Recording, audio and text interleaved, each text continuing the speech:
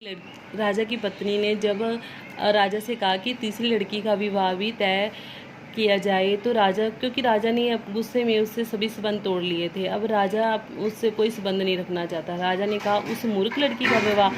राजा बोला, जरा रुको और देखो कि मैं उसका विवाह किस प्रकार करता हूँ। राजा ने उसी समय बाहर सड़क पर देखा, वहाँ पर उसे एक बहुत ही गरीब युवक दिखाई दिया। राजा ने तुरंत उसे अंदर बुलाया और उससे पूछा, तुम कौन हो और सड़क पर क्या कर रहे हो? युवक ने उत्तर दिया, मैं एक भिखारी हूँ और मुझे बहुत भूख लगी है, इसलिए मैं भोजन के लिए भीख मांग रहा हूँ। तुम भिखारी हो और ये बहुत अच्छा है। राजा बोला, मैं तुम्हारा विवाह एक राजकुमारी के साथ कर दूंगा, तब तुम दोनों इकट्ठे भीख मांग सकते हो। अब उसने क्या किया, क्योंकि जब उसकी पत्नी ने उस छोटी बेटी के विवाह के लिए कहा, तो उसने कहा, रुको, अब देखो कि मैं उसका विवाह किस तरह करता हूँ।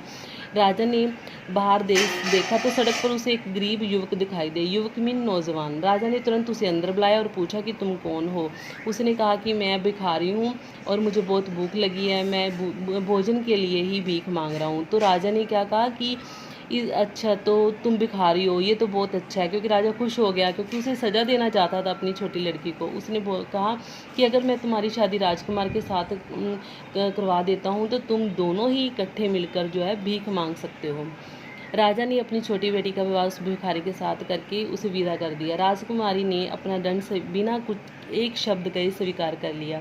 अपनी दशा पर उसे जरा भी अफसोस नहीं था। वह जानती थी कि वह अब राजकुमारी नहीं रही। अब ना उसके पास धन था और ना हैसियत। जो कुछ भी था वह था पति के रूप में एक भिखारी। लेकिन राजकुमारी बहुत सुंदर और समझदार लड़की थी। वह किसी भी स्थिति का सामना करने को तैयार थी। सबसे पहले वह अपने पति के बारे में जानना चाहती थी। राजकुमारी के पति ने उसे बताया कि वह उस शहर में नया था और काम की खोज कर रहा था। जब उसे कोई काम नहीं मिला तो मजबूर होकर उसे एक वक्त के भोजन के लिए भिक्षा मांगनी पड़ी। संयोग से उसी समय राजा ने उसे राजमहल में बुलवा लिया।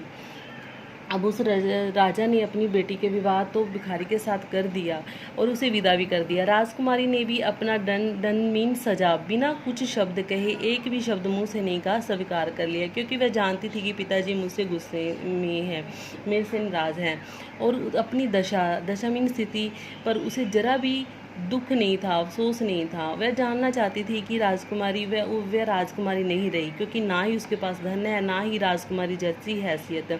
जो कुछ भी था वो एक गरीब भिखारी के रूप में उसके पास एक उसका पति ही था। लेकिन राजकुमारी बहुत बहादुर और समझदारी थी। उसे किसी भी स्थिति का सामना करने के लिए वह तैयार थी, चाहे वो कोई भी स्थिति, वो तैयार थी उसका सामना करने के लिए। सबसे पहले उसे अपने पति के बारे में जानना चाहती थी। उसके राजकुमार ने पति ने उसे बताया कि वह शहर में नया आया है और काम की खोज के लिए आया था, लेकिन उसे काम नहीं कोई मिला और मजबूर होकर एक वक्त के खाने के लिए उसे शहर में भिक्षा में भीख मांगनी पड़ी। संयोग से उसी समय कहते राजा ने मुझे राजमहल में अंदर बुला लिया। वह नवयुवक भी बहुत समझदार था। अपनी स्थिति सुधारने के लिए वह किसी भी कठिनाई से जूझने के लिए तैयार था और जल्द से जल्द अपने पैरों पर खड़ा होना चाहता था। नवयुवक और उसकी पत्नी शहर से बहुत दूर तक छोटी सी झोपड़ी में रहने लगे। दोनों ने कड़ा परिश्रम किया और मेहनत मजदूरी करके कुछ पैसे इकट्ठे कर लिए। उन पैसों से उन्होंने एक नया जीवन आरंभ किया। अब क्या था, जो वह नवयुवक था, वह भी बहुत समझदार था और वह अपनी स्थिति दशा सुधारने के लिए किसी भी कठिनाई से जूझने में, किसी भी मुसीबत से लड़ने के लिए तैयार था और जल्द से जल्द अपने पैरों पर खड़ा होना चाहता था। अब दोनों, राजकुमारी और उसका पति शहर से बहुत दूर एक छोटी सी झोपड़ी में रहने लगे। कड़ा परिश्रम मीन बहुत ज़्यादा मेहनत करके और मजदूरी करके उन्होंने कुछ पैसे इकट्ठे किए। पैसे इकट्ठे करने के बाद उन्होंने अपना एक नया जीवन शुरू किया।